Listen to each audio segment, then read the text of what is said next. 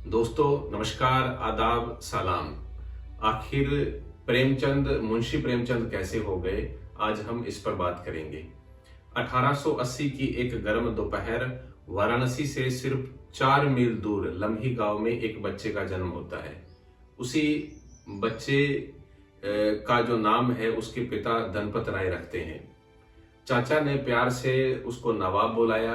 कोई नहीं जानता था कि यही बच्चा एक दिन पूरे हिंदुस्तान में मुंशी प्रेमचंद के नाम से जाना जाएगा। लेकिन मुंशी विशेषण उसने खुद कभी अपने नाम के आगे नहीं लगाया था। तो फिर ये नाम कहां से आया? आज प्रेमचंद की 146वीं जयंती पर सुनिए वो पूरी कहानी।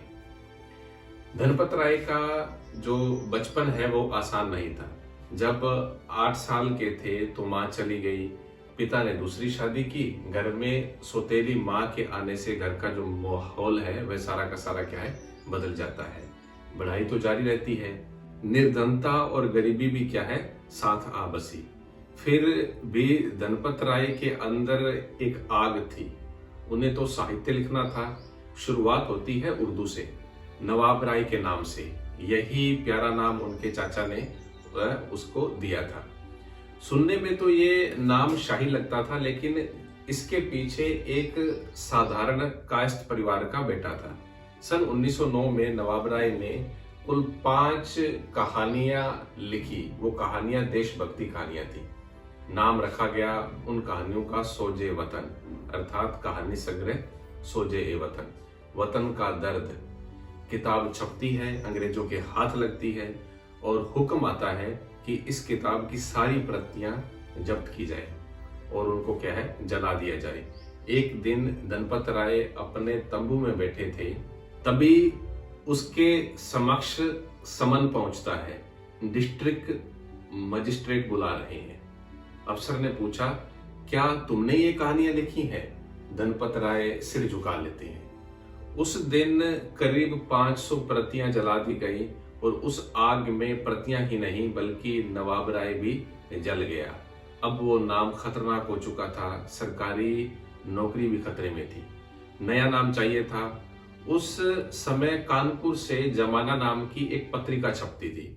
उसके संपादक यानी मुख्य संपादक थे मुंशी दया नारायण निगम। निगम साहब ने धनपत राय से कहा कि नवाब राय नाम छोड़ दो और नया नाम रख लो प्रेमचंद। धनपत राय को ये नाम बहुत पसंद आया, प्रेम और चंद। इस तरह से नवाब राय मर गया और प्रेमचंद पैदा हुआ। अक्टूबर 1909 में प्रेमचंद के नाम से बड़े घर की बेटी कहानी छपती है।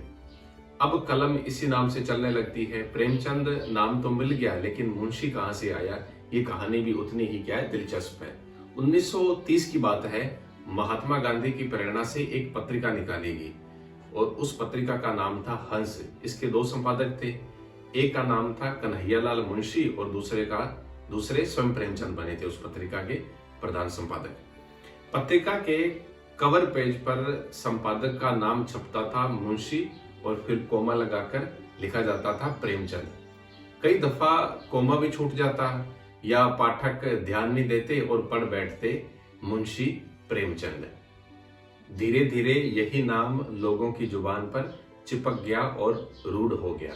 प्रेमचंद ने खुद कभी अपने नाम के आगे मुंशी नहीं लगाया। प्रेमचंद का जो नाम है, प्रकाशकों ने उनकी कृतियों पर क्रमशः श्री प्रेमचंद जी, श्रीयुत प्रेमचंद, प्रेमचंद, श्रीमान प्रेमचंद जी, लेकिन मुंशी विशेषण का प्रयोग कहीं पर भी उन्होंने नहीं किया है। चाहे बड़े घर की बेटी कहानी हो, चाहे उनका निर्मला उपन्यास हो, चाहे मानसरोवर का प्रथम भाग हो या अन्य कृतियां हो। प्रेमचंद को उपन्यास सम्राट के विरुद्ध से भी नवाजा गया। ये कथा भी बेहद दिलचस्प है। हिंदी पुस्तक एजेंसी का एक प्रेस कलकत्ता में था, जिसका जो नाम रखा गया था वो नाम था वणिक प्रेस। यानी कि जो एजेंसी कलकत्ता में थी प्रेस के नाम से हिंदी पुस्तक की, उसका नाम वणिक प्रेस था। इस प्रेस के मुद्रक थे महावीर प्रसाद पोदार।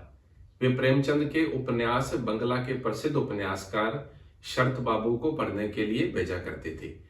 एक दिन शरत बाबू से मिलने पोदार जी उनके घर जाते हैं। उन्होंने देखा कि शरत बाबू प्रेमचंद का कोई उपन्यास पढ़ रहे हैं जो बीच में खुला हुआ था। कौतूहलवश पोदार जी ने उस उपन्यास को उठा लिया और देखा। उन्होंने देखा कि शरत बाबू ने उस उपन्यास के मुख पृष्ठ पर लिख रखा है उपन्यास सम्राट, और यहीं से पोदार जी ने प्रेमचंद को उपन्यास सम्राट कहना शुरू कर दिया। आज की कहानी के लिए बस इतना ही। आगे फिर एक नई कहानी के साथ मुलाकात होगी। तब तक के लिए मुझे इजाजत दीजिए। नमस्कार।